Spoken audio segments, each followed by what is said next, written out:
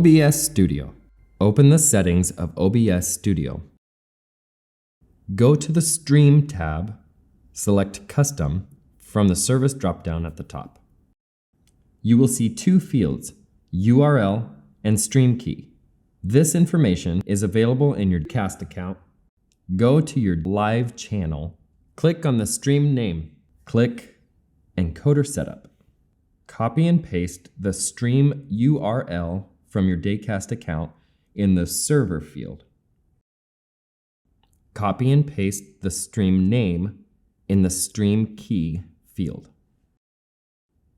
Then, from the main window, you can now click on the Start Streaming, and your OBS Studio will then be connected to the Dacast server and your Dacast live stream, so you can start the live stream immediately.